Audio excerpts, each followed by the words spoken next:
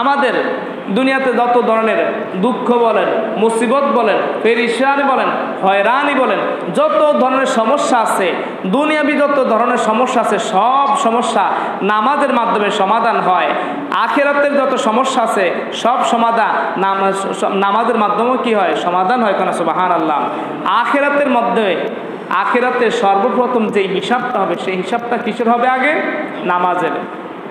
রাসূল পাক সাল্লাল্লাহু আলাইহি ওয়াসাল্লাম হাদিস শরীফের মধ্যে বলেন, বিসমিল্লাহির রহমানির রহিম, আন আবি হুরায়রা রাদিয়াল্লাহু তাআলা আনহু ক্বাল ক্বালা রাসূলুল্লাহ সাল্লাল্লাহু আলাইহি ওয়াসাল্লাম ইন্না আউওয়ালু মা ইউহাসাবু বিহিল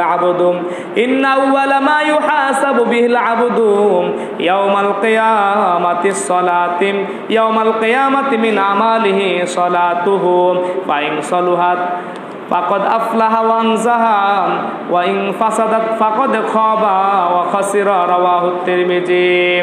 রাসূল পাক সাল্লাল্লাহু হযরত আবু হুরায়রা রাদিয়াল্লাহু তাআলা আনহু থেকে বর্ণিত, তিনি বলেন রাসূল পাক সাল্লাল্লাহু আলাইহি ওয়াসাল্লাম ইরশাদ করেন, ইন্না আউওয়ালা মা ইউহাসাবু বিহিল আবদু ইয়াউমাল কিয়ামাতি মিন আমালিহি সালাতুহু।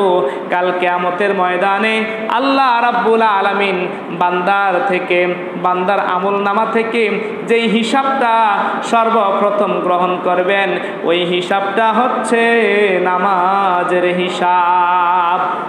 ওই হিসাবটা কিসের হিসাব? নামাজের হিসাব। ফাইন সালুহাত ফাকাদ আফলাহা ওয়া আনজাহা।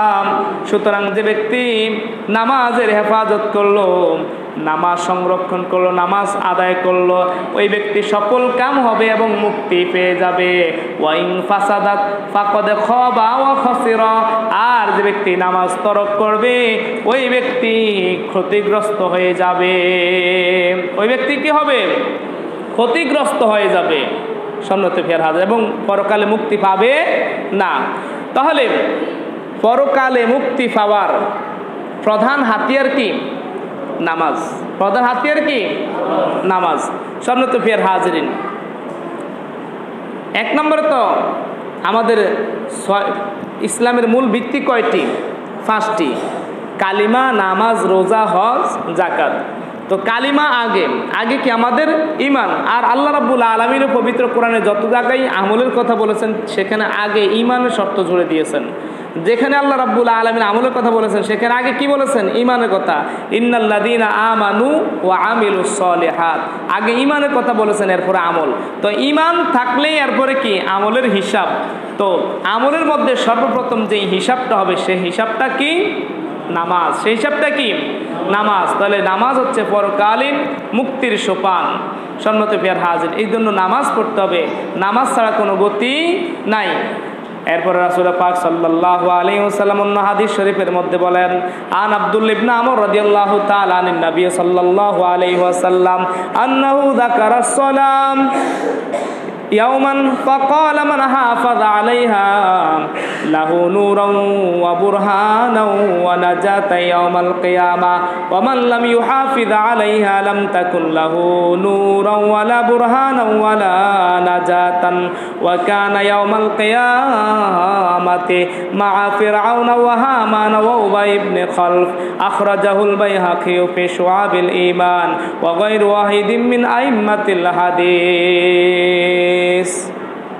বাইহাকী এবং শুআবুল ঈমানের মধ্যে রয়েছে হযরত আব্দুল্লাহ ইবনে আমর রাদিয়াল্লাহু তাআলা থেকে বর্ণিত, রাসূল পাক সাল্লাল্লাহু আলাইহি ওয়াসাল্লাম ইরশাদ, নামাজের ওয়াজ করতে গিয়ে তিনি একদা বললেন, মান হাফাযা আলাইহা, যে ব্যক্তি নামাজের হেফাজত করবে, কানাত লাহু নূরান ওয়া বুরহানান ওয়া নাজাতা ইয়াউমাল কিয়ামা, যে ব্যক্তি দুনিয়াতে নামাজের হেফাজত করবে অর্থাৎ নামাজ আদায় করবে, ওই ব্যক্তির জন্য এই নামাজটা নূর হয়ে যাবে। কি হয়ে যাবে? নূর হয়ে যাবে। বুরহানান, বিপদের সাক্ষী হয়ে যাবে। ওয়া নাজাতা ইয়াউমাল কিয়ামা, এবং মুক্তির জন্য সহায়ক হয়ে যাবে। কোন সুবহানাল্লাহ। তো নামাজটা কি হয়ে যাবে? নূর হয়ে যাবে, সাক্ষী হয়ে যাবে, কিয়ামতের ময়দান মুক্তির জন্য সহায়ক হয়ে যাবে। আর যে ব্যক্তি নামাজ পড়বে না, ওমান লাম ইউহাফিজ আলাইহা, যে ব্যক্তি নামাজ পড়বে না, লাম তাকুন লাহু নূরা, ওই ব্যক্তির জন্য নামাজটা কি হবে না? নূর হবে না। ওয়ালা বুরহানা, এটা সাক্ষী হবে না। নাজাতের জন্য সাক্ষী হবে না, ওয়ালা নাজাতা এবং তা নাজাতের জন্য মুক্তির জন্য সহায়ক হবে না, মা ফেরাউনা ও হামানা ও উবাই ইবনে খলফ, ওই ব্যক্তির হাসর হবে ফেরাউন, হামান এবং উবাই ইবনে খলফের সাথে। কোন নাউজুবিল্লাহ। তাহলে নামাজ পড়া দরকার আছে না নাই? তাহলে পরকালীন মুক্তির প্রথম সোপান কি? নামাজ। আমাদেরকে নামাজ আদায় করতে